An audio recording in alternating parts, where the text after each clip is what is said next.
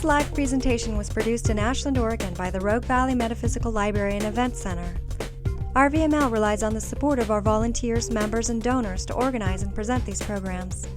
For more information about this presentation, or to borrow, download, or purchase other recordings from our catalog, please visit our website at rvml.org.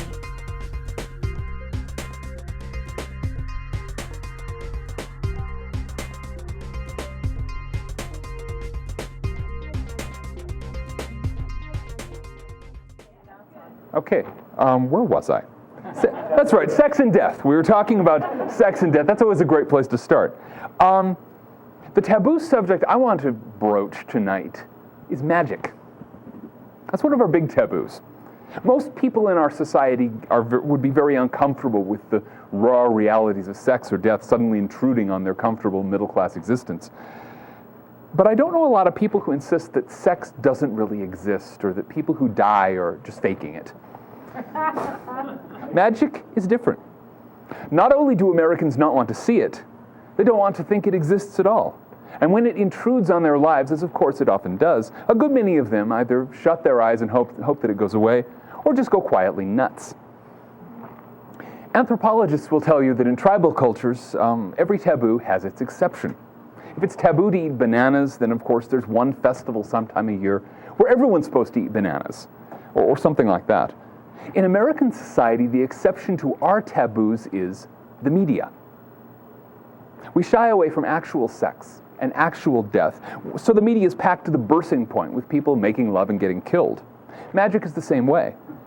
Americans pay millions of dollars to watch some kid actor in a Harry Potter flick wave his hand, spout some bad Latin, and have special effects come spewing out of the end of his wand.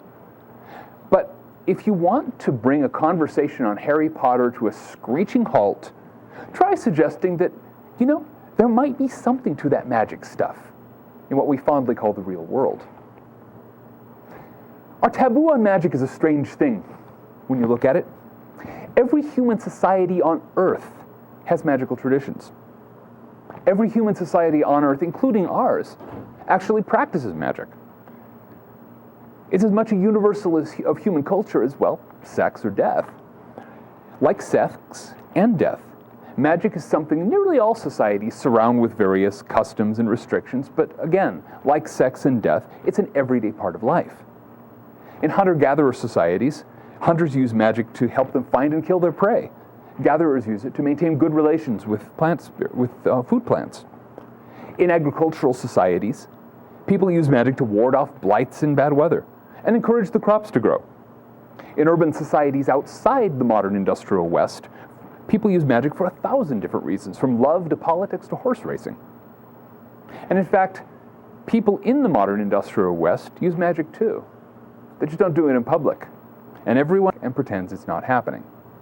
Like sex. Like death. Now, during our school days, we all got taught the reason for this very strange taboo.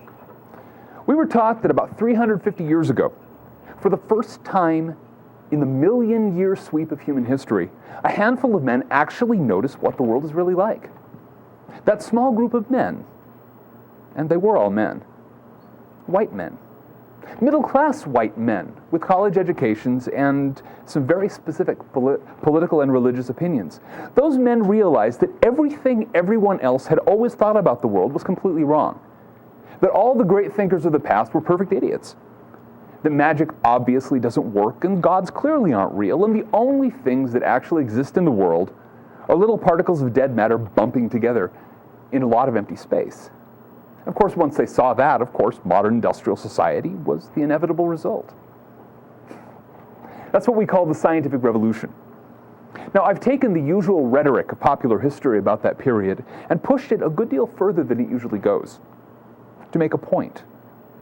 The point is that if you believe in the standard account of the scientific revolution, you have to accept some very strange ideas about history and about humanity. You have to believe that nobody until 1650 ever noticed things that were perfectly obvious in that year and have been perfectly obvious ever since. You have to believe that all through human history, people lived their lives in complete disregard of the most self-evident facts about the world. until the first scientists came along to tell them just how wrong they were. It's like one of those Native American tales where the people are doing things in some completely cockamamie way until Coyote or somebody comes along to set them straight. It's precisely like one of those tales, because of course what we're talking about is a myth. The origin myth of the modern world. The foundation myth of the most popular and least discussed religion of modern times.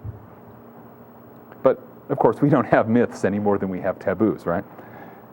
Only what we like to call primitive societies have myths. In fact, it's a common trope of modern thought. You'll hear it in popular nonfiction and cocktail party chatter that myths are a thing of the past for us. Our culture has left myths behind. We don't have them anymore. Mind you, this isn't always presented as a good thing. The same thinkers who proclaim the death of myth as often as not mourn its absence. You'll even run across the term amythia, the pathological lack of myths, which gets trotted out by the punditocracy now and again as the root of various modern problems. Now, at this point, we are hip deep in irony, if not deeper, because, well, while the rising spiral of problems our society faces has many sources, a shortage of myths is not one of them.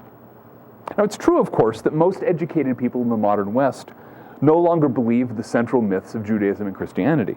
But that didn't happen because we all stopped believing in myths. It happened because those older myths were shoved aside to make room for a new and much more popular myth, a much more appealing myth that seized the collective imagination of the modern West and still remains the dominant force in our thinking today. And the myth we're talking about, of course, is the myth of progress. Most people nowadays, including most of the people who still cling to the symbols of older mythologies, believe that all of human history is the one vast upward movement from primitive squalor to a Star Trek future. Most of us assume that newer opinions are more true, and newer practices more effective than older ones just because they're new. Most of us believe that the older an idea is, the more certain it is to be wrong. Many of us assume without thinking about it that, of course, our grandchildren will have better lives than we do, and of course we have better lives than our grandparents did. Just because that's progress, because that's what happens.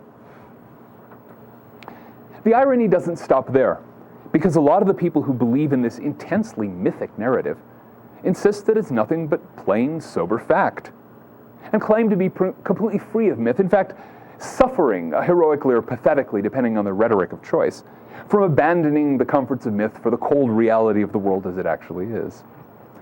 We've stood the tale of the emperor's new clothes on its head. Our modern emperor is convinced of his own perfect nudity. As he stumbles and trips over the folds of the gorgeous robes, he's convinced himself he's too wise to be wearing. Half the trouble here is caused by confusion about what myths are. A lot of people use the word myth to mean a story that's not true. You know, touching toads will give you warts, the moon is made of green cheese, Social Security will be there when you retire, and things like that. That's not what the word actually means. Myths are the stories we tell ourselves to give meaning to the world. Every culture and every person has myths. Some of the myths have goddesses and heroes in them, and they get told in epic poetry. The myth of progress has Homo sapiens as its hero and textbook prose as its literary medium, which doesn't really speak well of modern taste. So it won't work to say that something can't be a myth because it's true. Some of you may have had exactly this reaction when I described progress as a myth. Progress has happened, therefore it can't be a myth. Quite the contrary. It's precisely because a myth is true in some sense, at least some of the time, that it can function as a myth at all. But the fact that a myth has been true for part of the past doesn't mean that it must be true forever. We live at the crest of a wave of technological progress, around 3.5 centuries old. Those 3.5 centuries have seen a lot of changes. Of course, we all learned in school that all those changes were for the best, that everything tossed into the trash cans of history belonged there, that everything that was brought in as a replacement was obviously better. Magic was chucked aside, therefore it's nonsense, right? Because that's progress. That's what happens. But then we go on to make the easy assumption that the next 3 centuries will see even more progress. And the 3 centuries after that will see even more on top of that, and so on. And that's where history gives way maybe to speculation, maybe to fantasy. Because from where we now stand, it's starting to look increasingly doubtful if the next 300 years are going to see anything of the kind. And in fact, the claim that progress has been going on throughout human history is another bit of fantasy. Progress as we know it is a very recent thing. Over the last 350 years, the world has been utterly reshaped by one factor: the discovery and use of fossil fuels. A handful of nations in Western Europe, a few of their overseas colonies, hit the ultimate economic jackpot, a fantastically abundant source of concentrated energy that was very nearly free for the taking. That's what gave birth to industrial society in the modern world. What ecologist William Catton calls the Age of Exuberance. If you look back to 1650 and try to see what the past looked like from that standpoint, you won't see the sort of rising curve of technological progress that you get in the history books nowadays. Looking back from the standpoint of 1650, human history looks like a sine wave, not a rocket launch.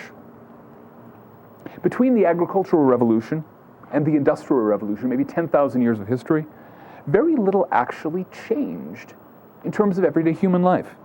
All things considered, the life of a peasant, a soldier, or a priest in Egypt under the pharaohs wasn't really that much different from that of their equivalents in 17th century France. I mean, both kingdoms even had a sun king. Now, technological advances did happen during that period, now and then, but new technologies until 1650 actually had a very modest impact on life. The gains from the invention of the moldboard plow, for example, or the water wheel, were pretty much canceled out within a couple of generations by the depletion of soil fertility and the effects of population pressure. And technological decline also happened, as mechanical toys of various kinds turned out to be too expensive to maintain, or civilizations broke apart and knowledge got lost in the process. Until 1650, that was the way the world worked. What puts a special point on this is that almost everything necessary for industrial society, except that one thing, was invented many centuries before the Industrial Revolution. Renewable energy sources, they had those millennia ago. Wind power, water power, biomass, you name it. Scientific knowledge, the laws and mechanics were actually worked out in ancient Greek times. A Greek scientist named Hero of Alexandria invented a working steam turbine before the birth of Christ.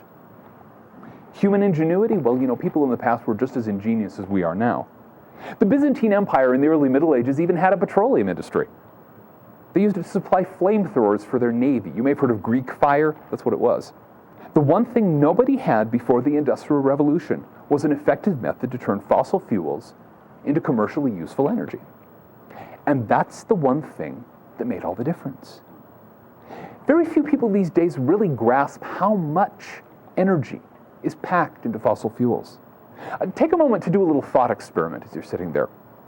Imagine that you go out, take a medium-sized car, put it into neutral, leave the engine off, and push it down the road, 23 miles. Okay? Think about how much muscular energy and how much time that would take you. That much energy is in 1 gallon of gasoline. Actually, the gallon of gas has more, because I don't imagine many people in this room can push that car at 70 miles an hour. That's one measure. Here's another. When a jet full of tourists flies from LA to Egypt to go look at the Great Pyramid, that one flight uses more energy than it took to build the Great Pyramid in the first place. When a space shuttle goes through a flight, it uses more energy than it took to build all the pyramids put together.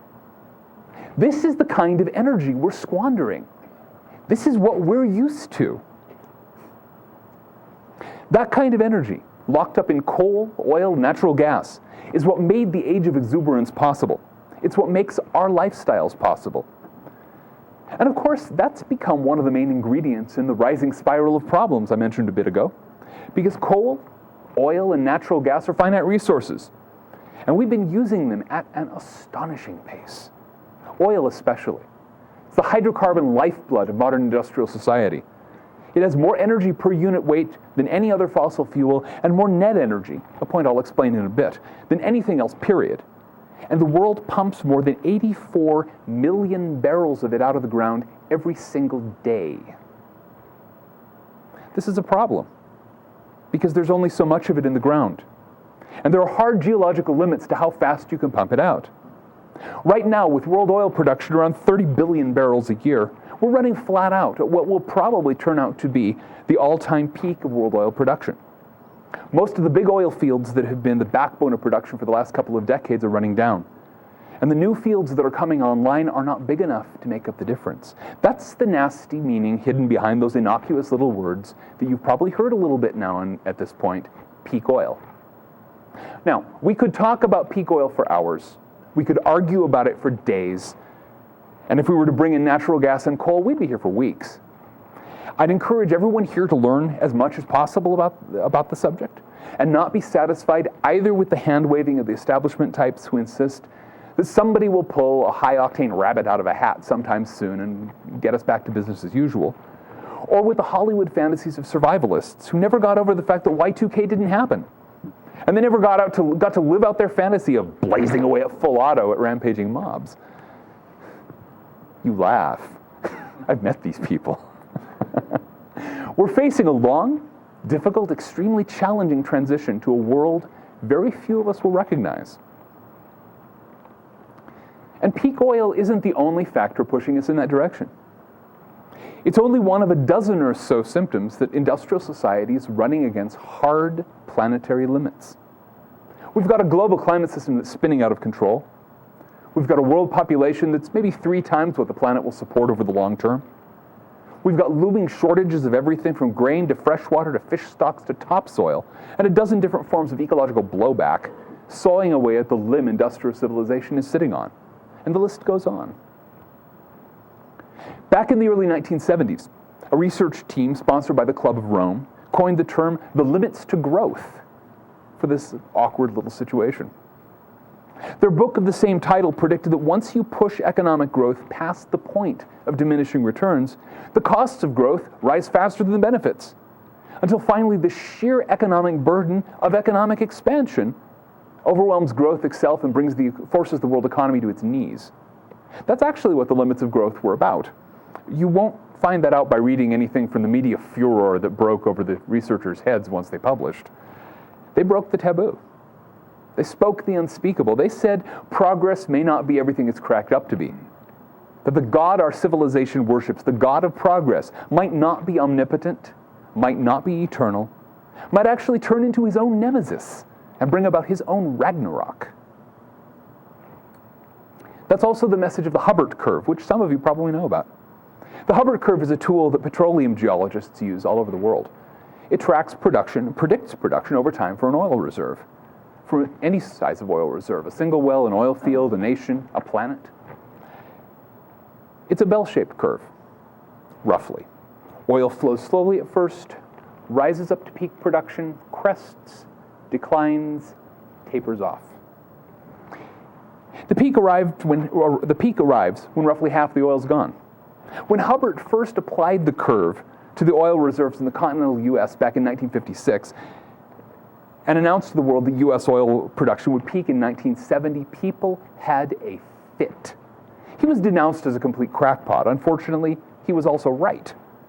U.S. oil production peaked in 1970, it's been declining ever since, despite the best technology in the world and tax breaks that amount to $1 trillion giveaway to oil companies.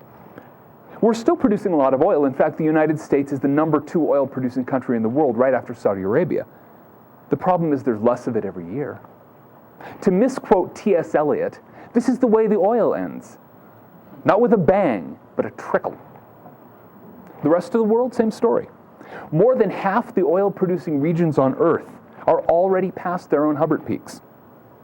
Hubbert predicted in 1970 that the whole world would peak in 2000. We've got better numbers now than he did then, and the best current estimates put the world peak somewhere between 2004 and 2008. In other words, right about now. Other fossil fuels, nuclear fuels like uranium, are headed the same way. They've got their own Hubbert peaks. And those come a lot sooner once they have to make up for declining oil production. For example, to get the energy you get from 4 barrels of oil, you have to dig 3 tons of coal. At that rate, even huge coal reserves start running down very fast. Renewable energy, we've heard a lot about that. It's a very complex issue. Renewable sources have some very big advantages. They can keep on going forever or close enough. But there are some hard limits of scale and net energy to cope with. Net energy, by the way, is how much energy you have left after you subtract the energy you have to use to get the energy in the first place. That's the joker in the deck. A lot of so-called energy resources have zero net energy, or even negative net energy. You have to put more in than you get back. Seriously. You have to use up 1.5 barrels of oil to get 1 barrel of oil out of oil shale. That's why, half a dozen big oil companies invested a couple of $1 billion in startup oil shale plants in Wyoming in the 70s, and then just shut them down and walked away. They couldn't find a way around that. And no matter what, putting in 1 barrel of oil to get, or 1.5 barrels of oil to get 1 barrel back is a losing proposition. Renewable energy sources have fairly modest net energy. That doesn't mean we shouldn't pursue them. They're the only thing we'll have left when the oil's gone. Or more correctly, when oil becomes too expensive to burn. But if we launched a crash program today on all the renewables, solar, wind, water, biodiesel, the lot, we'd end up being able to replace maybe 15% of America's current energy needs, maybe less. Now, 15% is a lot better than nothing. The problem we face isn't having no energy at all. It's having to make do with less and less each year until finally we get down to levels that can be sustained indefinitely. And that's the framework for Dr. Richard Duncan's Olduvai theory, which I don't know if any of you have heard of. It's a strange little theory that's been doing the rounds in the human ecology community for the last few years. Rich Duncan is a retired professor of engineering up at the University of Washington, who's been setting people's teeth on edge for the last decade by asking hard questions about the long-term future of industrial society. His Olduvai theory, he calls it that because he came up with it after a visit to Olduvai Gorge in Kenya, has been published in peer-reviewed human ecology journals. Nobody's been able to shoot it down yet. He starts out from what's called White's Law, which is one of those basic ideas, in fact, one of the foundations of human ecology. The rule that economic development proceeds as the amount of energy per capita goes up. Pretty straightforward. Total energy divided by population gives you a good general measure for development. Map it onto history, and you get pretty much the image of the past I outlined a little while ago. Until 1750, energy per capita was very modest, fluctuating up and down with the cycles of history. After that, you get a ballistic curve upwards. To 1925, the peak of coal energy. A slump from there to the Second World War, and then up to a final peak, 1979. That was the all-time peak of energy per capita worldwide. Since then, it's been going down. Slowly, unsteadily, but going down. The myth of eternal progress is not doing so well. That's where Duncan's model moves into prediction. The decline in global energy per capita after 1979 was actually more a function of population growth than of energy contraction. We still kept on adding a little bit to energy production, but population growth outstripped it so fast that, again, energy divided by population gives you a declining number. As the Hubbert curve peaks and other fossil fuels start running short, that decline goes into overdrive, because then you have a growing world population fighting for shares of a shrinking pie. Follow the curve, and by 2030, global energy per capita is where it was in 1930, about a third of its 1979 value. Duncan argues that the industrial age is what engineers call a pulse waveform, a single, bell-shaped, non-repeating curve centered on 1979. Since renewable energy sources can provide only a fraction of the fantastic amounts of energy we squander these days, Duncan predicts that the thousands of years of low-tech cultures before the industrial pulse, when nobody knew about all the free energy locked up in fossil fuels, will be matched by thousands of years of low-tech cultures after the industrial pulse, when all that treasure will be gone forever. If Duncan's right, in other words, you can kiss your Star Trek future goodbye. What he's saying is that the future we've got coming our way isn't the sort of vista of endless progress our national religion promises us. It's a slow and difficult transition back to the world as it was before 1650. A world dependent on renewable energy and the ordinary cycles of nature, where sun, wind, water, and muscle provide the energy to do whatever actually gets done. Now, at this point, we're deep into taboo territory. The idea that progress can give way to regress, seriously, over the long term, is something most people in today's industrial cultures can't grasp at all. It's not even forbidden, it's unthinkable. Take a moment to try to fit your head around it. See if you can. Imagine industrial civilization winding down. Most of our technology is gradually abandoned because nobody can afford to keep on shelling out the huge amounts of energy and raw materials needed to keep them going. Most of modern science turned into trivia because no one has any use anymore for subatomic physics or biochemical engineering. Imagine crumbling nation-states and resurgent local cultures burning through the last reserves of fossil fuels to cushion their way down into the Middle Ages, as most people return to subsistence farming, craft work, or manual labor to support themselves. And what's left of the intellectual class tries to market its knowledge to anyone who will keep it fed and clothed.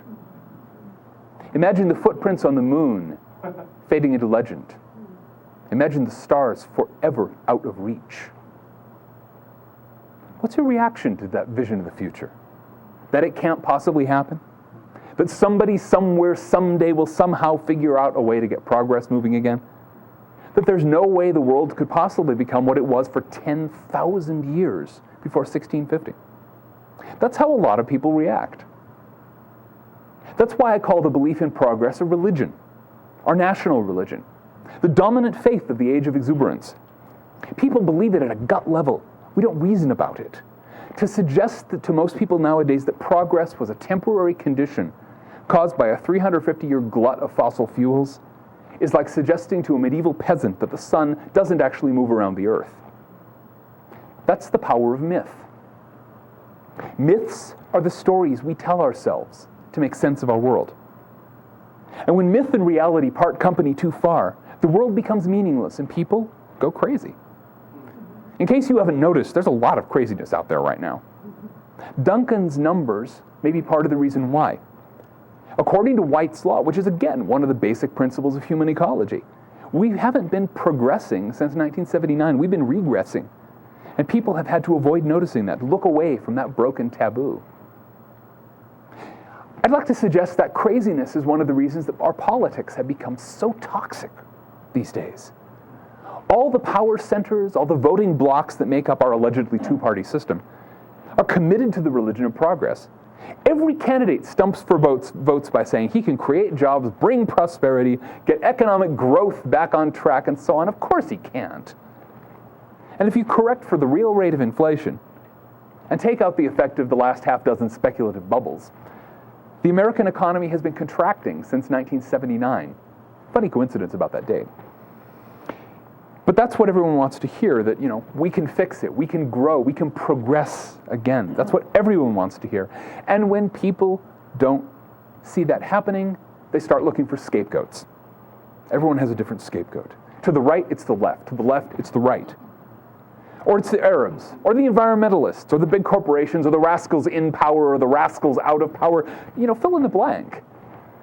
And we get angrier and angrier. Listen to the tone of political dialogue these days. Well, actually, I shouldn't call it political dialogue. It's not a dialogue when everyone's shouting so loudly that nobody can hear what each other is saying. Self-righteous anger and a passion for scapegoats is a bad recipe for a constructive future, but it's common enough when a myth is coming apart at the seams. Our problem is that we're stuck in politics, and what we need is metapolitics. What do I mean by that? Politics literally means community affairs. Polis is Greek for community. Politike is what pertains to the community, the affairs of the community. You can't have politics if you don't have a community, which is to say you can't have politics unless you have a functioning shared myth, because that's what makes a community. People become a community when they tell the same story to themselves and each other, when they give the world a meaning in a common way. Metapolitics is what happens when you don't have a common myth. It's the process of making a new myth, weaving it by consensus, imposing it by force, or anything in between. Think of it as the politics of reality itself. Where ordinary politics deals with who makes the decisions, who gets the benefits, who pays the taxes, Metapolitics deals with what's meaningful, what's possible, what exists to make decisions about in the first place. Outside the United States, the entire 20th century was a bare-knuckle, no-holds-barred metapolitical brawl. And it's not over yet. Inside the United States, we've had two big outbreaks of metapolitics, one in the 19-teens, one in the 60s. In both cases, the forces of the status quo managed to co-opt or marginalize the alternatives. Maybe you've noticed that America doesn't seem to inhabit the same planet as the rest of the world. That's a measure of the gap between the old myth our country is still clinging to and the new myths that are surging to life right now in the wild world outside our borders. Now, this idea of metapolitics, the Klieg light I want to use to illuminate something I've already talked about, the scientific revolution, the turning point that launched us on our 350-year binge of progress. Look past the mythology we all got in school, and it becomes the final move in one of the great metapolitical struggles of all time, the reality wars of the Renaissance. From 1463, when the great Italian scholar Marsilio Ficino translated an old book of magic called the Corpus Hermeticum and blew the hinges off the old world of the Middle Ages, to 1661, when the founding of the Royal Society in England set the seal on the triumph of the new scientific mythology, everything at all was up for grabs. The same schoolroom mythology we've already discussed presents the Renaissance as a face-off between heroic early scientists and the powers of superstition and obscurity. But that's a partisan view, of course, and a very simple-minded one at that. Renaissance Europe was a boiling cauldron of myths, of alternative visions of reality. One of them won that metapolitical struggle, and that's the one that's cracking around us right now. The taboo on magic I mentioned a little while ago came out of that process. In fact, it was essential to that process because there's a skeleton in the closet of the scientific revolution, and that skeleton is wearing a tall, pointy hat with moons and stars on it. The hard fact is that some of the most important figures of the scientific revolution were magicians. Isaac Newton, the poster child of the new science in the late 17th century, practiced alchemy, studied the Kabbalah. Robert Hooke, the founder of modern chemistry, was another alchemist. Sir Robert Moray, the Scottish Freemason who did more than anyone else to found the Royal Society, get it supported by the scientific government, or by the English government, he's basically a wizard. There wasn't much, if any, of Renaissance magic that he didn't dabble in, at least. And the list goes on. So these men who supposedly turned their back on magic and superstition were in it up to their eyeballs at the same time that they were launching the scientific revolution. Look a little further back in history and things get even weirder. The first detailed account of the scientific method is in a book by John Dee, Queen Elizabeth's court astrologer and one of the most accomplished sorcerers of his time. Until the 17th century, in fact, if you look for science, what you get are wizards who included science and technology as part of their bag of tricks. That's the skeleton in the lab coat closet of science. Science and magic weren't two different things until after the scientific revolution. Science was part of magic, one particular branch of it, what John Dee called archimastery, the art of figuring out what powers natural things had in themselves and using those powers to accomplish marvels. Already in the Middle Ages, people had been talking about what this sort of natural magic could do given half a chance. The alchemist Roger Bacon, back in the 13th century, wrote about wagons that could go by themselves without oxen to pull them, boats that could sail underwater or move without sails at all, craft that could fly through the air. That's how the founders and publicists of the scientific revolution sold the new science. This is the real magic, they said. This is the stuff that will actually do what magic has claimed to do for all these years. That was one of their big weapons in the metapolitics of that time. And of course, you see the same rhetoric today, right up to that kid actor we talked about in the Harry Potter movie, with his industrial light and magic incantations. But that rhetoric, that set of claims, involved a massive misrepresentation of what magic is about. I've avoided giving a definition of magic so far, by the way, and I'm going to keep avoiding it for a little further. But archimastery was just one branch of magic, one of the tools in the operative magician's toolkit. It wasn't the whole thing, not by a long shot. And the sort of archimastery that Newton and Boyle were pioneering, and their scientific successors have done ever since, was not the sort of archimastery that John Dee would have recognized. There's a major difference, and the difference, curiously enough, is ethical. Magic has its own traditional ethics. You'll find them discussed in great detail in the old Renaissance magical books, or in modern works of magical theory as well. The main magical issue in ethic, the main ethical issue in magic, probably, I do speak English now and again. The main ethical issue in magic, oddly enough, isn't whether it helps people or hurts people, as you might pick up from fantasy fiction. The main ethical issue in magic is the relationship between the magician and the rest of the universe, or in the language of magical philosophy, between the microcosm, the little universe, me, you, each individual person, and the macrocosm, the big universe that surrounds us all. In traditional magic, magical ethics, good magic, the magic of light, is magic that takes the macrocosm into account. To practice the magic of light is to always keep an eye on how what you're doing affects the rest of the universe, and how the rest of the universe affects you. The other kind of magic, what the old books call kakomagic, ignores the macrocosm. The ethical magician says, how does this intention of mine affect the universe around me? The unethical magician, the kakomagus, says, I want this, and that's the only thing that matters. Put another way, ethical magic is about participation in the dance of cosmic powers, while unethical magic is about manipulation, domination, control. And the kind of archimastery that became modern science is kakomagic. How does the scientific method work? You take something, you isolate it, cut it off from the rest of the universe, and see what you can make it do. You control every variable but one, and then tweak that one until you get a response. That's why the number one scientific virtue is objectivity, which means the maximum possible distance between the experimenter and the experiment, between the manipulator and the manipulated. And our modern industrial system is kakomagic. We want what we want, and to hell with the rest of the universe. We've pumped 1 trillion barrels of oil out of the depths of the earth, burnt most of it, turned the rest into asphalt and plastic, because we wanted to. And it never occurred to anyone until a few decades ago that maybe we should think about how all that smoke and plastic and asphalt was going to affect the rest of the world that we, along with all other living creatures, have to live in. And of course, that's the problem with kakomagic. That's the reason that all the old books on magic warn over and over again that unethical magic is a very, very dumb idea. Okay? What goes around comes around. You can only piss in your own bed so many times before you have to sleep in a wet spot. Now, that's one of the fundamental laws of magic, although the old books usually put it in a slightly more genteel style.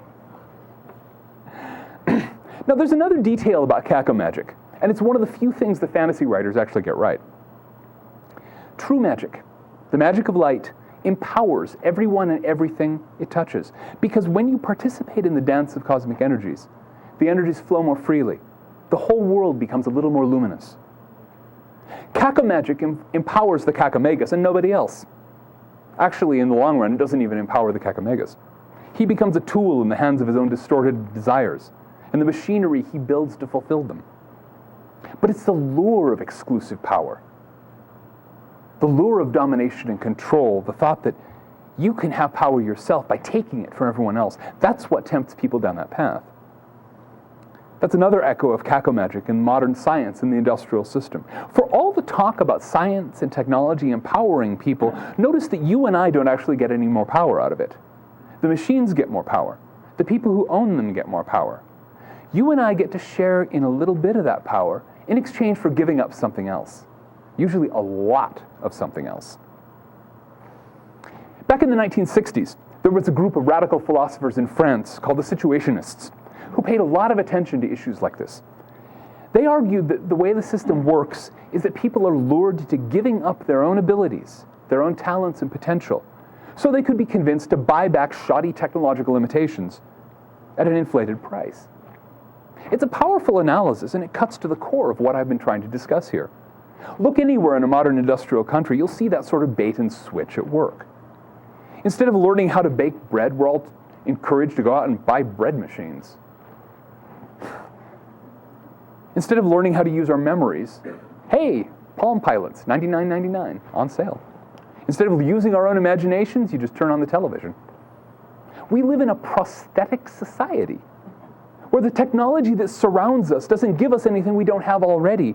It just replaces our own power with a power we can only get by our obedience. We become cogs in the machine. And so do the people who own the machines. That's the damnable thing about it. That's the trap of Cacamagic. The Cacamagus gets sucked into his own spell. He becomes just another cog in his own machinery. Tell a story often enough, you end up believing it yourself. If it's a story that heals and empowers, you gain by it. If it's a story that controls and dominates, well, you can do the math yourself. There's my definition of magic, by the way. It's not the only definition, but it's one. Magic is an art of storytelling. The magus tells a story to herself or other people, and tells it so powerfully, so seductively, that the listeners are drawn out of the stories they're used to and become characters in the new story. It becomes their story, and the meaning it gives to their world becomes their world. The difference between true magic and Cacamagic is that the true magus, the magus of the magic of light, tells a story that's always at least a little about learning how to tell stories yourself. Because that's the story the true magus is always telling herself. That's the story of magical initiation, the story of how you learn how to tell stories. But the Cacamagus tells the story that's always at least a little about losing the ability to tell stories, about being dominated and controlled by stories, because he wants his listeners to be snared in his story and lose the ability to tell any other one. And that's why he ends up getting sucked into his own story and trapped there alongside his victims.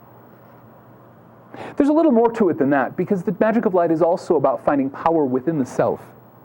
I talked a moment ago about the Situationists and their analysis of the system. To the magus of light, the first place to look for any solution to any problem is within the self. Instead of buying a bread machine, learn to make bread and learn to take part in the dance of it, sharing in the life of grain and yeast and water, until what comes out of the oven isn't simply a lump of food, but a work of magic. Instead of hauling around a Palm Pilot, learn how to remember. There's an entire branch of magic, by the way, called the art of memory. It starts with a set of very subtle, powerful techniques for using your memory effectively, and goes on from there to grasp what memory is and how its powers can be used to shape and reshape the universe of our experience. That's how true magic works, and that's something we're going to need very badly as we slide down the back slope of Hubbard's curve. Because the powers and potentials that are inside us don't need to be plugged in. They don't need to be gassed up. Do you remember Frank Herbert's ecological science fiction novel Dune, with his mentats and Bene Gesserit witches? People who mastered human potential in ways we can barely imagine. That's the shape of our future, or the shape of one future we could pursue. And that's the weakness of Cacamagic. Cacamagic, unethical magic, turns away from the self and looks for tools. And inevitably, the Cacamagus becomes the slave of his tools. That's a lesson hidden in the old story of Dr. Faustus, which some of you may have watched last season here at the festival. The guy who bargained with demons for 7 years of absolute power. He would have been fine if he'd relied on his own strength. And everything he wanted was already inside himself. But he didn't see it that way. He wanted to dominate, not to participate. And the demonic powers of his own pride and fear and craving finally turned on him and devoured him. The Cacamagi of industry have done exactly the same thing, and the demons are here on schedule. Demons named Katrina and Rita. Demons named climate change, energy shortage, economic decline, war. That's why true magic, the magic of light, is so important nowadays. The founders and early publicists of the scientific revolution, they knew what they were doing. They had excellent intentions. Cacamagia always have good intentions. They wanted to give humanity power over nature. Take the old dreams of wagons that went without oxen and boats that didn't need sails, make them a reality. Banish hunger and disease and so on and so forth. You've heard all the rhetoric. All they had to do was take that one little step.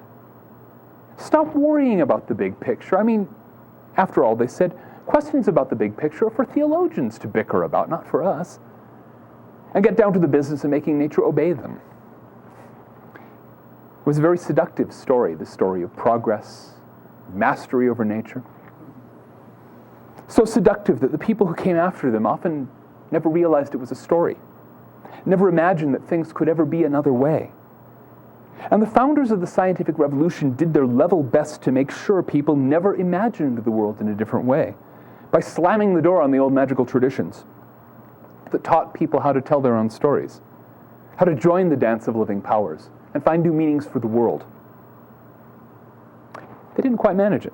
They never could quite get rid of magic, not even in the Western world. One of these days, we may all realize just how much we owe to that. They could force it underground, make magic one of the biggest taboos in the Western world, create a world where even today, believing in the reality of magic is listed in DSM-4, the Standard Psychological Diagnostic Manual, as prima facie evidence that you are stark, staring nuts. But they couldn't get rid of magic, because the coming of the scientific revolution was also the beginning of the golden age of secret societies in the Western world. And that's where the old magic stayed alive. Now, of course, that's not the story you've heard on talk radio. It's not the story you'll find in books over in Barnes and Nobles. It's not the story that's so loudly repeated throughout our society these days. No, the story you get there is that secret societies are personally responsible for everything that's wrong with the world. They're out to take over the world. Or, well, they already control the world, or both at once somehow. I've never been able to figure out how that one works. Go read some stuff on the New World Order and tell me. We'll get to questions right afterwards. Somehow it never occurs to anyone to ask why, if secret societies are so powerful and so malevolent, people who denounce them get million-dollar contracts from big publishing houses and hours of airtime on big corporate radio stations. When's the last time you saw something positive about secret society in the corporate mass media? People don't ask these questions because secret societies are the scapegoats du jour. Remember what I said earlier about people turning to scapegoats when their myths break down? For the last 100 years, secret societies have been prime fodder for that process. There's a huge amount of money to be made by spreading weird claims about secret societies. And the weirder it gets, the more the money rolls in. In the process, the fairly straightforward reality of secret societies in the Western world has been stretched and twisted like saltwater taffy, when it hasn't been simply papered over with raw fantasy. Now, I have to admit to a personal bias on this subject, and some of your minds will slam shut as soon as mention this. I'm a 32nd degree Freemason. I belong to several other secret societies as well. According to David Icke, that makes me a reptile from another dimension who's only pretending to be human. Does anyone else remember a TV show from the early 80s called V? Yeah, you remember the reptiles from outer space and the red jumpsuits and all that who took over the world? That's David Icke's idea of reality. As far as he's concerned, every Freemason is a reptile. Go figure. Yeah, well, David Icke would. Actually, you'd be amazed to find how many details of contemporary conspiracy theory were lifted from movies and TV. When a myth breaks apart, people start clutching at any story they can find. When the mythology of German invincibility broke down in 1918, a lot of Germans ended up clutching at old, ugly, anti-Semitic myths from the Middle Ages, as retailed by a crackpot with a Charlie Chaplin mustache named Adolf Hitler. We've seen where that leads. There's some uncomfortable parallels to the present case, since Hitler's favorite anti-Semitic screed, a forgery called the Protocols of the Elders of Zion, which was whipped up by the Russian secret police in the 1890s, is being reprinted again in current conspiracy literature. It's in one of David Icke's books, for example. But behind the scapegoating and the recycled science fiction movies is a reality almost nobody outside the surviving secret societies knows anymore. Just before the scientific revolution took off, people interested in the old magic started to join the old builders' guilds, or as they called themselves in those days, lodges of Freemasons. You might know that term. That wasn't as strange as it sounds, by the way. The builders' guilds were the people who made the Gothic cathedrals.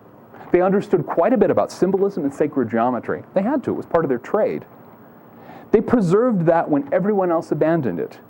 And because the Masons kept those old traditions alive, and because the old tradition of not talking about lodge business outside of lodge made it a safe zone for people with unpopular ideas, that's where a very large number of men who were interested in magic ended up over the next 350 years. And once people figured out how the lodge system worked, how to write new initiation rituals, what were the best ways to pass on magical teachings in a lodge setting, new secret societies started to appear, offering instruction in different systems of magic, alchemy, the whole range of occult sciences. Well, actually, new secret societies started springing up for every purpose you can imagine. In 1920, there were 3,500 different independent secret societies in the United States alone. Half the adult population, counting both sexes and all ethnic groups, belonged to at least one secret society in this country at that time. In the Western world as a whole, there were maybe 10,000 secret societies, maybe more. I just spent most of a year writing an encyclopedia of secret societies, almost 1,000 pages long, and even so, I was only able to cover the most important ones. There were political secret societies on both sides, on all sides of the spectrum. Fraternal secret societies, ethnic secret societies, religious secret societies, you name it. We can talk about those some other time, though. The point that needs making here is that the secret societies were a place where different stories got told. Not all of them were empowering stories. Not all magical orders kept to the magic of light. Some of the non-magical secret societies slid off into various abuses of their own. But a surprising number of secret societies of all kinds, and some of the most popular and influential, stayed true to their ideals. And once the lodge doors click shut, you can let go of the official story. You can tell a different story. If you're a Freemason, you can say, I'm not just a consumer, not just an employee, not just a cog in the machine.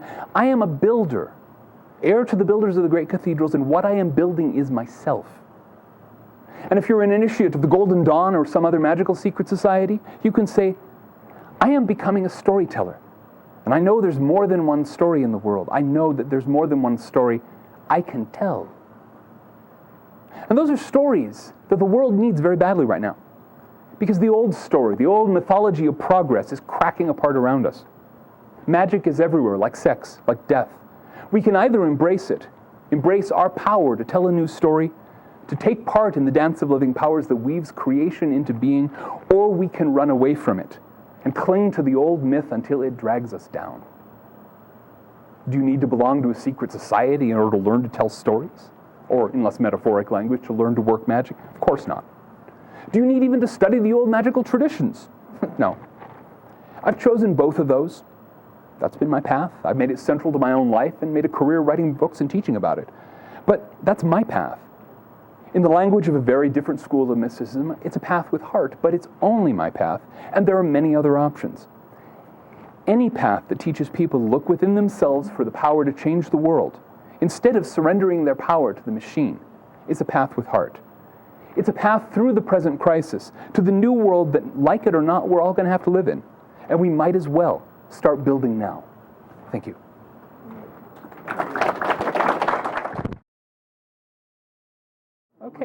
Okay, I have a question from the front. Gentleman wants to know about the Bavarian Illuminati. I knew that as soon as I opened my mouth about secret societies, I knew that was one of the questions I was going to get.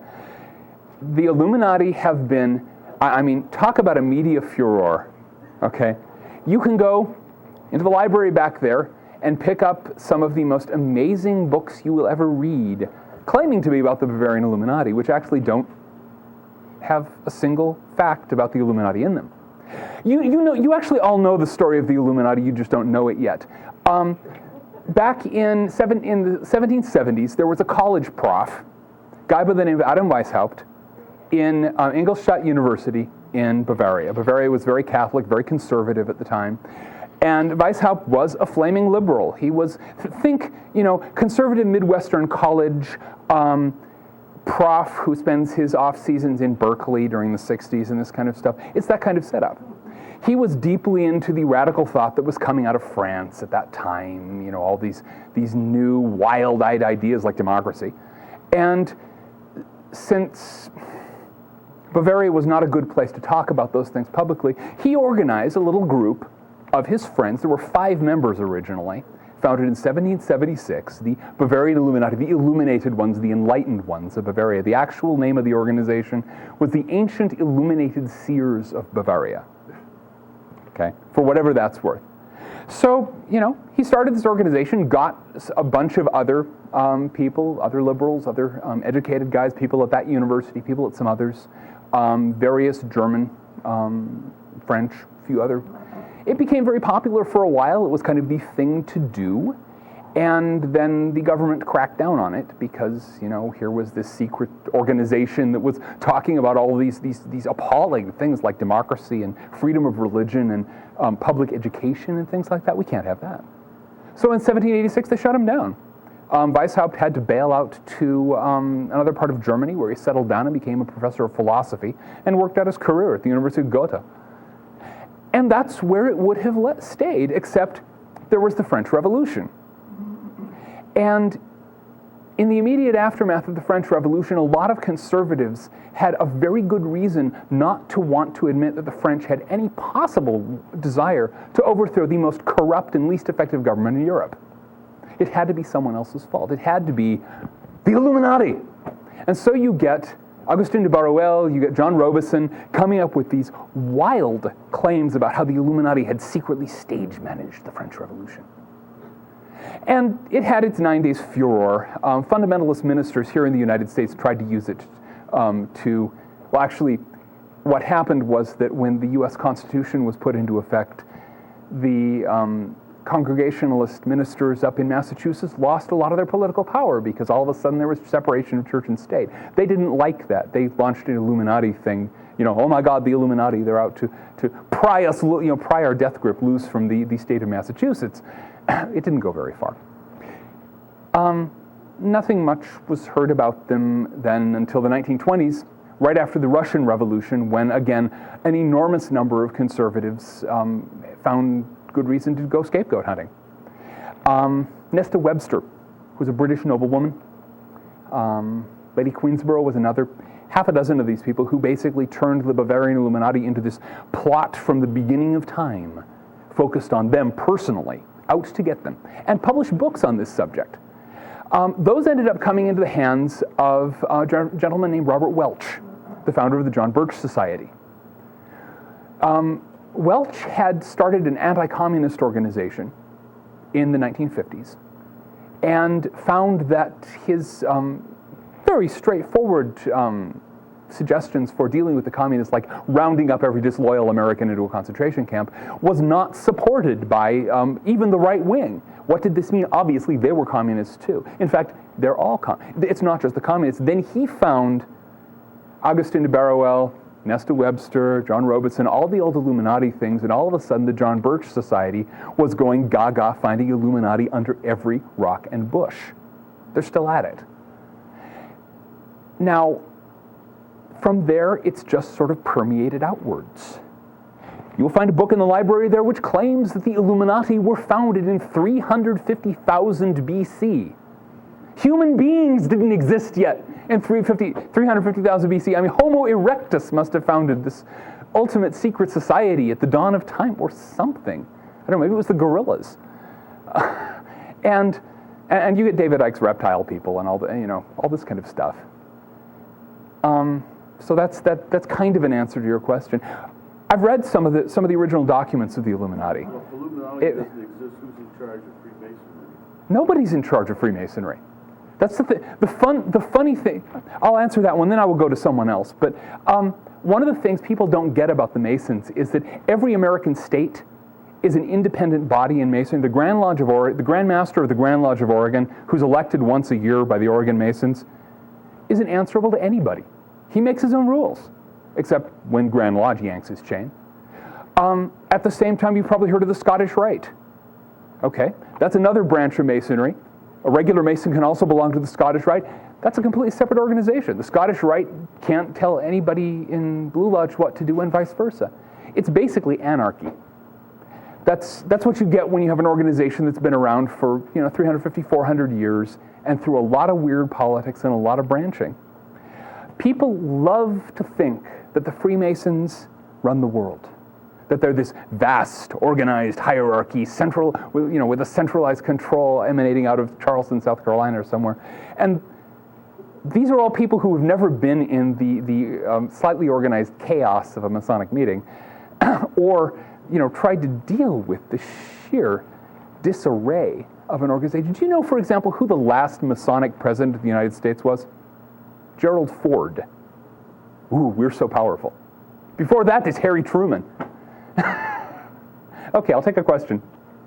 Yeah. You said that Talk more about, from your point of view, what magic really is. Okay, the question is, what is magic really? What about this stuff? What is all this stuff about telling stories? Okay, there's 100 different definitions of magic. I've always kind of liked the one that the English magician Dion Fortune put out in the 1920s, that magic is the art and science of causing change in consciousness in accordance with will. Okay? The various tools and tricks of the trade of magic, the rituals, these strange ways of chanting things, the words of power and candles and colors and things like that. These are tools. The magic is not in the candles. The magic is not in the Technicolor wand. I wish I could do the Harry Potter routine, Batus Latinus, and have the industrial light and magic come spewing out. But the magic is inside yourself. And the hardware is a way of focusing your intention, focusing every aspect of the self together, so that all of the resources that we have within us are directed toward a single goal, and then project that and see what happens. Does that answer your question, or at least does it evade it effectively? Okay, I'll take another question. Back there. Why do the Freemasons not admit women? The question is why the Freemasons don't admit women. There are two answers to that. The first is historical, actually three. The first is historical. It used to be basically a trade union for stonemasons, and it was a man's job in those days. At this point, mostly it's inertia. It's inertia. It was a men's club, a place where guys went to get away from their families for so many years. I know a fair number of younger Masons who would be interested in changing that, except, again, the sheer inertia of the organization. In another century, it will probably have changed. The third answer to your question is there are actually branches of Masonry that do admit women. There's an organization called Co-Masonry, CO-Masonry, which you can look up on the web, which admits women, and as well as men. I don't think we have any lodges here, but I know there's some in Northern California. That might be worth looking into if that's something that attracts your interest. How's that for? Pretty weak. Okay. It's what there is. I mean, Want to run down and sign up. that's fine. Yeah, you had. What's the focus of your magic? What's the focus of my magic? You said that magic was, focusing your energy. No. Well, that's a complicated question because I've got, at any given time, I'm doing certain things relating to certain specific types of work that I'm doing. There are all kinds of things that come up at one time or another. What am I doing right now? What I'm doing right now is trying to communicate some ideas to a room full of people. In some sense, that's what I'm doing with my magic right now. In a broader sense, what I'm doing with my work, with my magical work, is attempting to ensure the preservation of certain traditions and certain ways of looking at the world through the transformation that we're heading into right now. We're heading into a very rough historical period, is my guess. And if the things that I feel are important are going to survive, somebody's going to have to work at making them survive. That's a job I've taken on. Back there, please. Can you address your background or your participation in the Druid tradition and how that applies to today's life? I can do that, yeah. One of the things I didn't mention earlier, as we only had about an hour to talk, is that one of the traditions that I'm involved in is the modern Druid tradition. I backed into that. I got into that purely by accident. I was involved in various magical traditions connected to the Golden Dawn, one of the main English magical traditions going back quite a ways. And another member of a magical lodge that I belonged to at that time said, hey, we've got this Druid grove going on here. I think you'd like it. And we talked about it a little bit, and I was going, yeah, well, I've never done this Druid stuff. Finally, I decided to give it a try. Found I liked it, got involved. That was it was a grove of the Order of Bards, Ovates, and Druids, which is one of the big English Druid orders. And so I just kind of got drawn into that, and it became at that time kind of a sideline to what else I was doing. And after I'd finished their training program, which is a very intensive program, I was looking around for something else and kind of stumbled across references to this organization called the Ancient Order of Druids in America. Tried to get in touch with it. Letters returned, no such address. Tried. This went on for several years. Finally found out that a guy I knew from another context, from the American Tarot Association, was actually their secretary. And he was saying, well, actually, it's almost defunct at this point. It's this tiny little organization. And we had a conversation going that started with, wow, that sounds interesting, tell me more, and went into, wow, that's really cool. Have you thought about doing more with that? I mean, I'd be willing to work on a project like that. And ended up with, you want me to run it? That's how I became Grand Archdruid of the Ancient Order of Druids in America. I'm getting to the modern life thing, okay? What I found is that the modern Druid tradition, of course, there's a lot of questions as to, does this have any relationship to the ancient Celtic Druids? My short answer is no. It was created in the 18th century mostly, in England and Wales. But it's a tradition of nature spirituality. And that's very relevant to a world right now that needs, almost more than anything else, getting back in touch with nature. Getting back in touch with the spiritual dimensions of nature and no longer looking at the natural world as a bunch of raw materials that we can process into cheap plastic crap and a place where we can dump the leftover waste. So I do feel that Druidry is profoundly relevant to that, and probably 6 or 8 months from now, you'll see me back in here doing a talk specifically on Druidry. Does that? Yes, I can see the connection. I went to your website, and I saw also a link between the Druid, the Order of the Druid, and the Gnostic. Universal Gnostic Church. Yeah. So can you, because I'm an ordained archpriest in Gnostic Church. Cool. Why don't we talk about that after this is over? Because that's really straying pretty far away from here. Just, well, okay. Does anyone else want to hear about it? Yes. Okay. The Universal Gnostic Church is an odd object. It is about as free-form an organization as you find. It has one doctrine, which is the doctrine of one, which is the teaching that everything is ultimately one. That's the doctrine. Everything else you make up as you go along. I ended up getting connected to it because the Ancient Order of Druids in America used to be based in Denver, Colorado, and in Boulder, at a time when, through the 1950s, 1940s, into the early 1960s, when the old line traditional orders, magical secret societies and things, had very few members and had very slim pickings. Nobody was interested in those days. And so you had this huge amount of overlap that went on. So the Universal Gnostic Church, the Ancient Order of Druids in America, the Magical Order of the Golden Dawn, the Order of Spiritual Alchemy, and 3 or 4 others, was basically all the same people. Same maybe 3 dozen people with different titles and positions in each of these, and swapping practices right and left. We have a ritual working that we call the Sphere of Protection in the AODA. We do it. The Magical Order of the Golden Dawn does it. The Order of Spiritual Alchemy does a variant of it.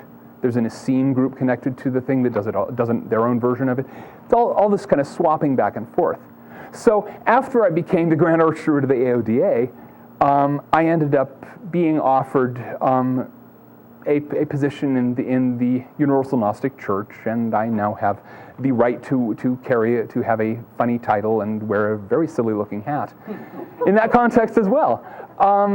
But really, I don't know what else I can say about the UGC. It's a framework for people to practice their own spirituality, and as long as you can fit your mind around the doctrine of one, you're as orthodox as the presiding archbishop. That's about as much as I can tell you. Other questions? Yeah, back there in the red. Yes, on that particular year of 1650, what happened? The question is, what happened in 1650? Okay, we're into early modern European politics. Okay? 1650 is a little inaccurate. 1660 would have been the better date, but I wanted to go for round numbers. What happened was that you had the metapolitical struggles of the late Renaissance really coming to a head in the English Civil War.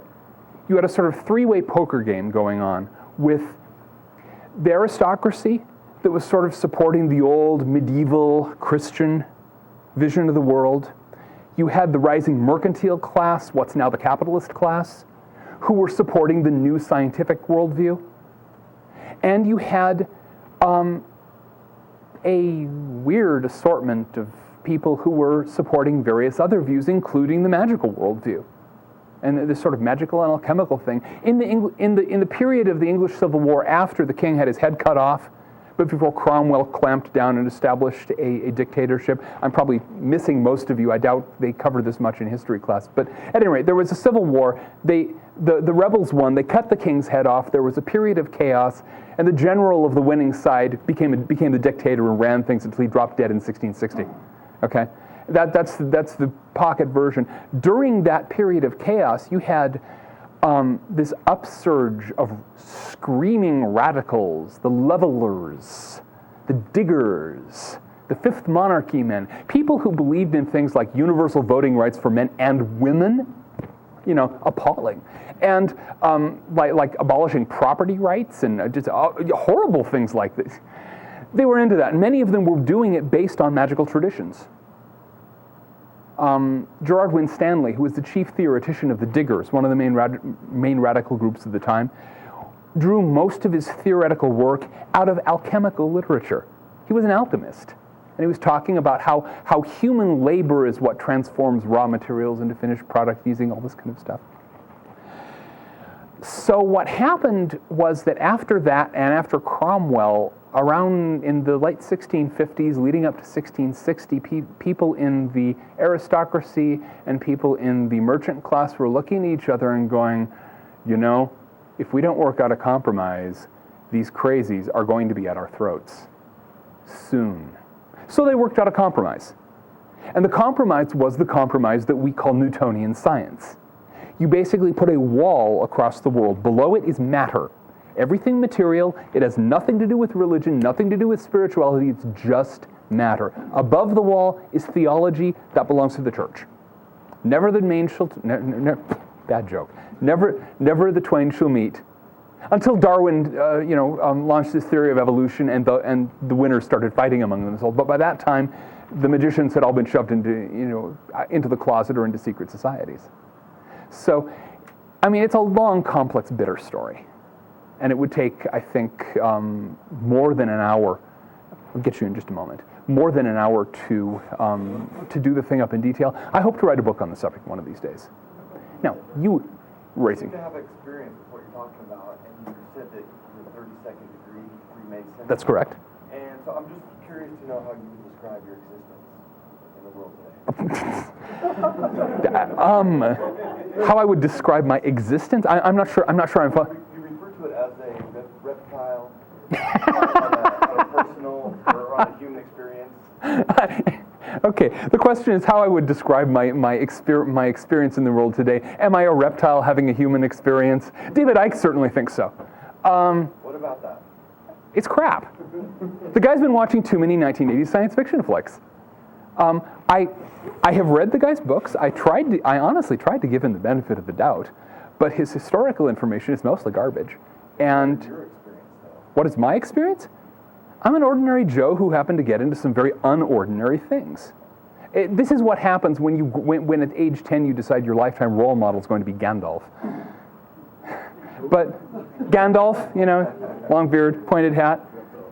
Reptiles don't read The Lord of the Rings, Do reptiles exist, you believe? I've never seen any evidence that they exist outside of early 1980s science fiction flicks. I've talked to some people who've done the whole, read through the whole David Icke things, heard his presentations and things, have pointed out, well, in a certain roundabout sense, there's some real sense being made there. Because we all have part of our brain, what's called the R complex, the reptile complex, that descends from primitive reptilian ancestors way down there along the evolutionary chain. Because the human brain is made up of layers. You've got the brain core that shows up in the earliest vertebrates. You've got the R complex, which is the basic kind of primitive reptilian fight, flight, mate sort of eat sort of brain. You've got the limbic system, which is a mammalian brain, and then you have the human brain tacked on the top of it.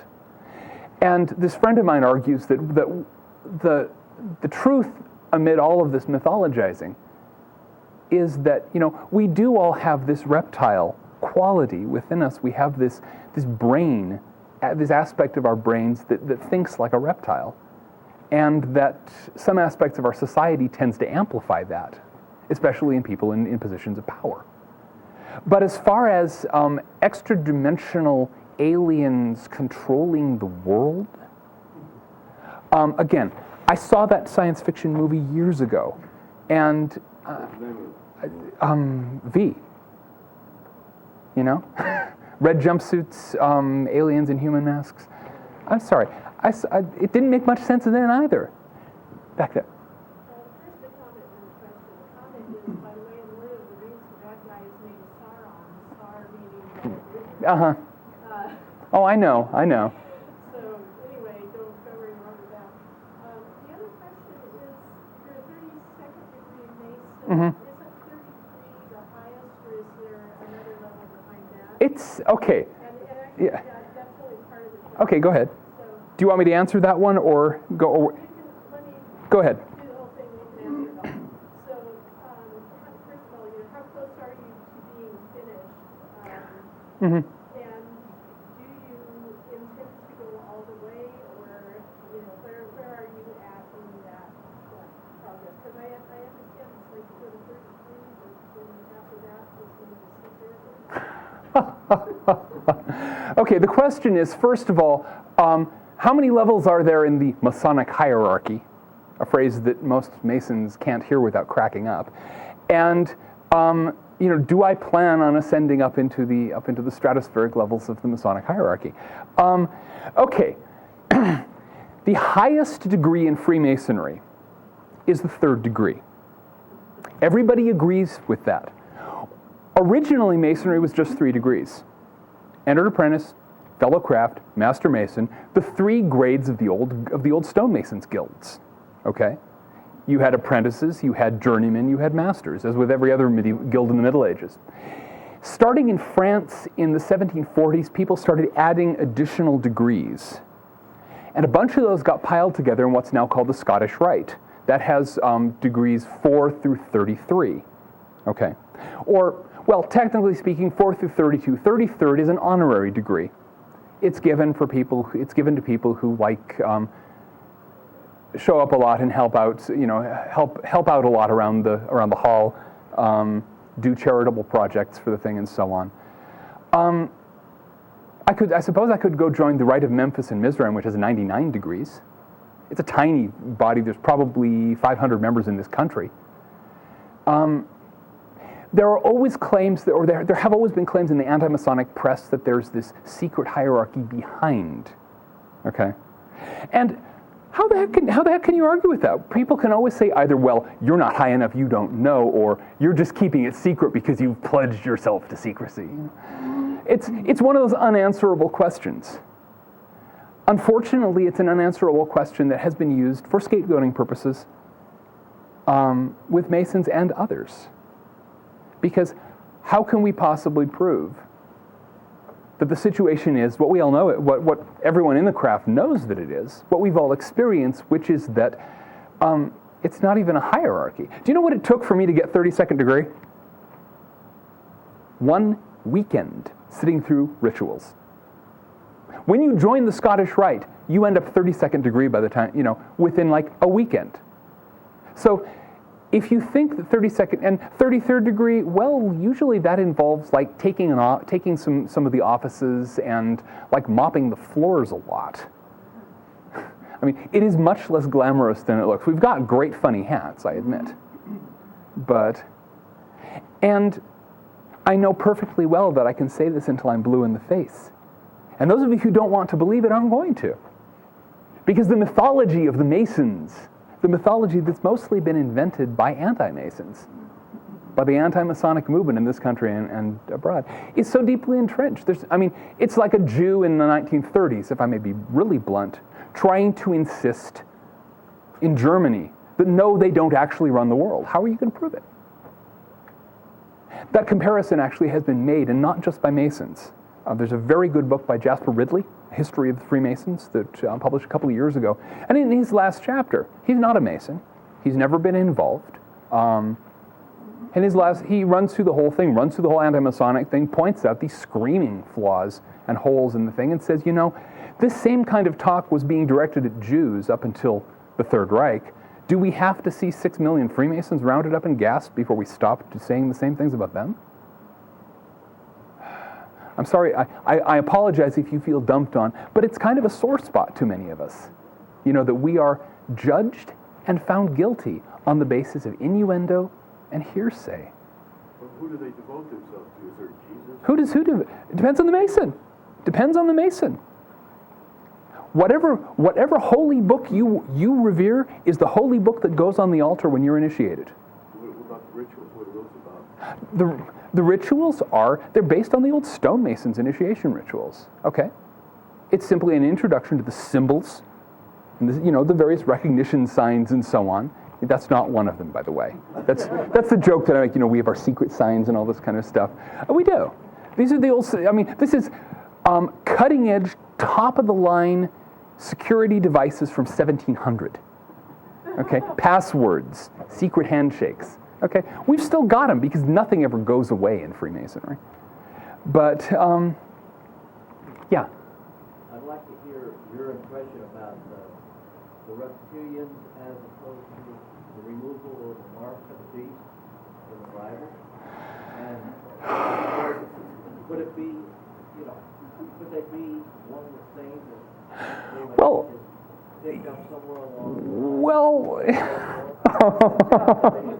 Okay, first, I am not the person to ask about the mark of the beast. I'm not a Christian, okay?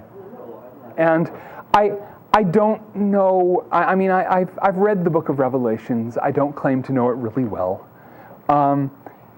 It seems to me that, and I hope I'm not offending anybody here by saying this, it seems to me that that's, it's a mythology. It's somebody's story from about 2,000 years ago.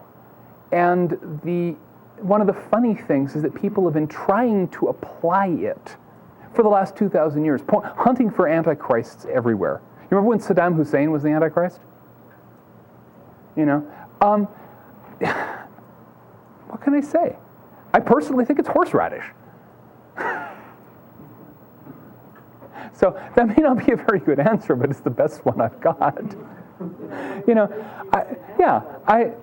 I don't have any more information on the mark of the beast than anybody else in this. Well, I don't know. Maybe some of you know. Are the Antichrist's best buddies or something? I don't know.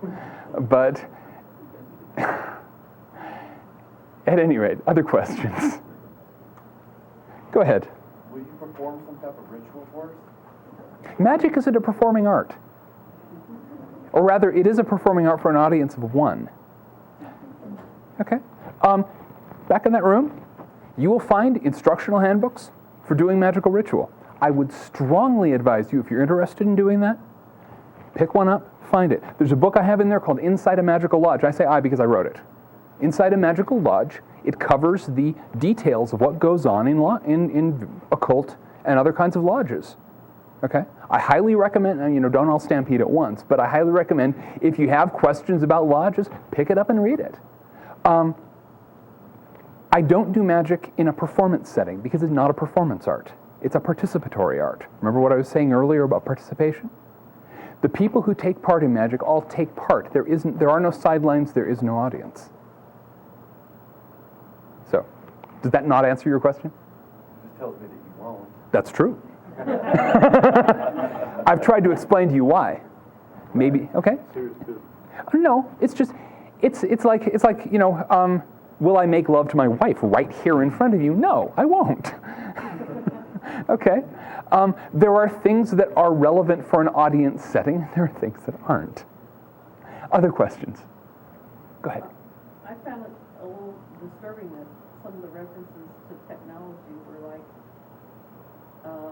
I don't know, I see some magic in technology, and that gives me great delight, and your experience like with the bread machine to me is marvelous. I've made bread. What really took me off about making bread is time after time it takes like 5 hours start to finish then somebody sits down, brings it out of the oven, and it's gone. And it wasn't dirty.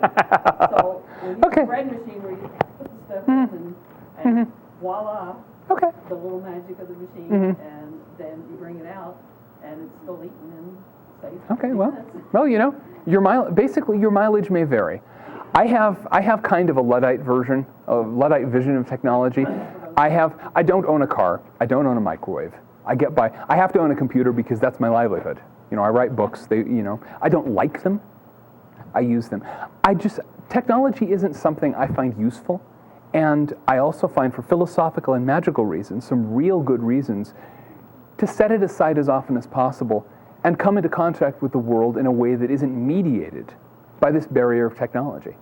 But whatever turns your crank, basically. And that's where I find my magic is Okay. locating what, delivers something either faster or easier. But and part of what I was trying to point to is that faster and easier can be a trap. Okay, and that very often fast and easy mean shallow and mean distance, mean avoiding participation. These are my concerns. These are my worries, and partly I painted things as negatively as I did because that's not the viewpoint you usually hear. Normally, it's the wonders of technology. Well, let's talk about the dark side too. Okay. There was a gentleman in the red. Somebody else had a hand up back there. You had a hand up back there. I said, how did you get here tonight? I walked. Actually, we took the bus, didn't we? Yeah. Yeah. Normally he walks everywhere. As I say, I don't own a car. I don't drive. Have you ever had a driver's license? No. Wow. No. Now, partly that was because I did take driver's ed in school, and after I think the third time watching the poor driver ed instructor pulling his fingernails out of the oh my god bar one at a time, I realized the world did not need one more suicidally incompetent teen driver, and said, let's not go there. So I never got my driver's license, and simply learned how to live a perfectly satisfying life without one. It's not actually that hard. Congratulations for getting off the treadmill. Thank you. Go ahead. But you're still utilizing No. somebody else's. I see two different ways technology can work. For example, I think cell phones may end up causing telepathy to atrophy. Because you use these things all the time rather than trying to have sort of connection. On the other hand, I've noticed that online, like computers, people will go into chat lines and they get to know one another through nothing else than like little symbols on there.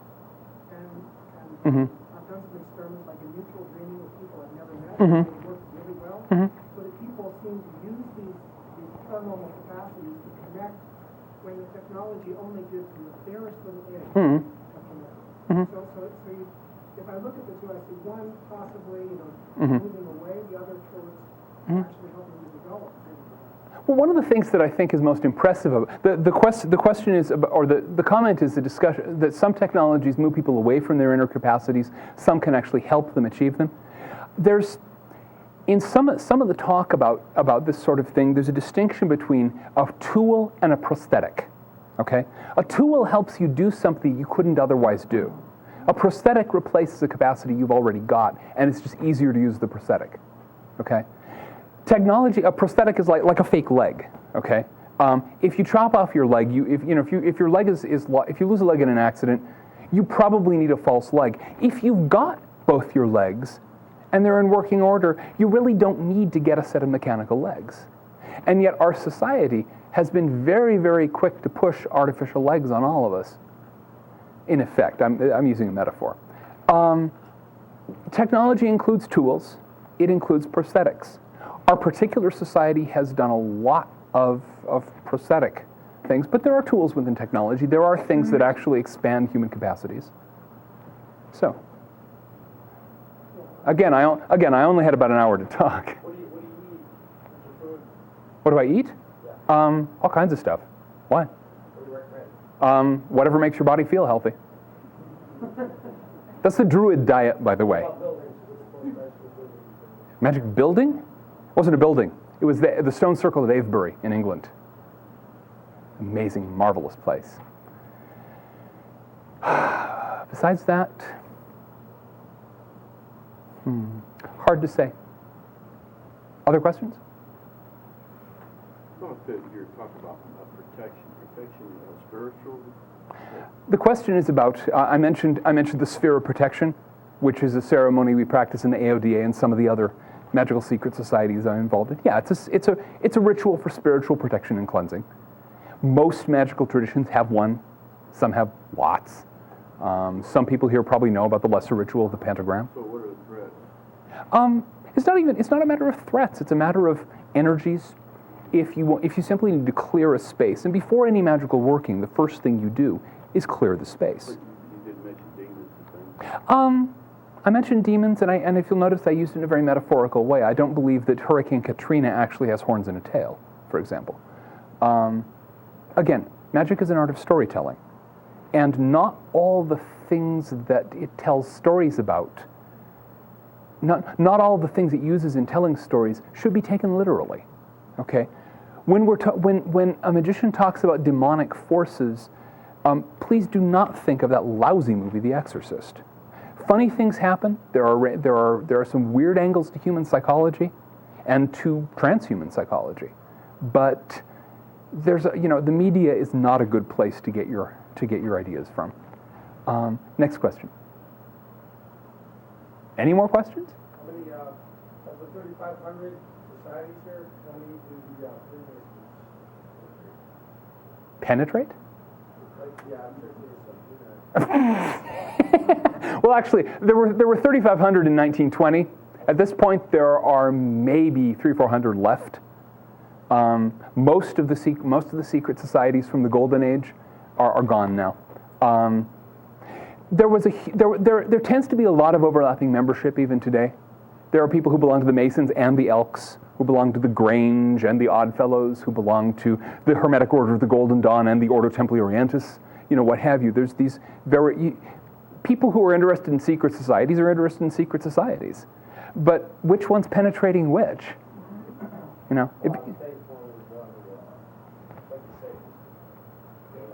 It's more of a cobweb than anything else. There are connections all over the place.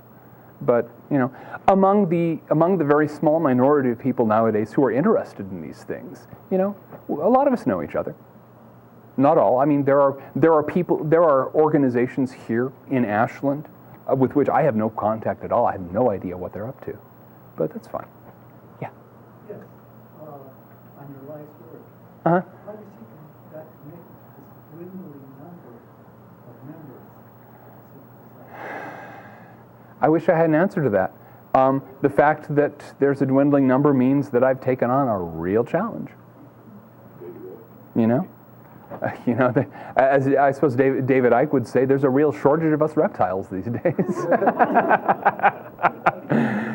Although he apparently doesn't think so. He thinks we're all over the place. But yes. What positive trends in terms of from a metapolitic, magical point of view, what positive trends are you seeing? There are quite a number. First of all, although the secret societies are fading out, magic is becoming very, very popular these days. An increasing number of people are getting past the sort of shallow, popular, Buffy sort of approach to magic and getting into some of the older traditions that have some real life to them. There's a lot more skepticism about the mythology of progress. These days, a lot more openness to the possibility of different visions of reality. I think that's all very positive. And also, there's simply a lot of people who are aware of things like peak oil, things like global climate change, some of the crises we face, and are looking at the situation and say, what we're doing as a society doesn't work. We need to do something else. And that's really the most positive thing I can think of, because that's if we're gonna come through this, if we're gonna bring anything through this, that's the awareness that has to do it. It's I forget who the psychologist is. You cannot solve a problem by using the same kind of thinking that got you into the problem in the first place. And no arguments there. Other questions? Yeah. Do you have a vision yourself of like a day in your life in the future, the way that you would like to see it? The question is, do I have a vision of a day in my life as I would like to see it in the future? Well, the future isn't a single place. And since, well, but also, it isn't a single place in that I confidently expect to spend the rest of my life surfing down the back end of Hubbards's curve. And so every year is going to be different. Every year, if I'm right, if in fact we're going to be seeing less and less fossil fuels, more and more climate change, more disruption to technology, every year is going to be a matter of replacing something or figuring out how to make do without something. I hope that a day in my life in the future will still be full of magical practices, full of interactions with friends, people I care about, all the things that anybody wants in their life. It's just I'm aware that I'm doing it in the middle of a society that is in the process of its decline and fall. So. Got confused about Freemasonry. Uh-huh. What you talk to us about, right? That's what you're here for. No, I'm here to talk about magic. Okay, Freemasonry came up because I mentioned that I'm a 32nd degree Freemason. You can't, if I talk about secret societies and I don't say, look, I belong to some, I'm lying. And the things that I say, how are you going to listen? Why are you going to listen to them? I don't know any more than David Icke does. But the fact is, this is part of my life.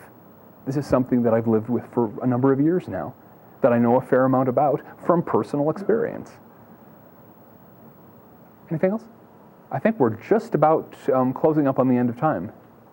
So thank you all very much, and have a good evening now. RVML Resource Center is a volunteer-operated federal 501c3 tax-exempt nonprofit organization. RVML is dedicated to providing easy access to a comprehensive collection of information on a variety of metaphysical, spiritual, and personal development subjects. RVML accepts and appreciates all donations. Material and monetary contributions are fully tax deductible. This recording is not copyrighted, and permission is granted to broadcast, exhibit, or duplicate all or part of this program for non-commercial educational purposes.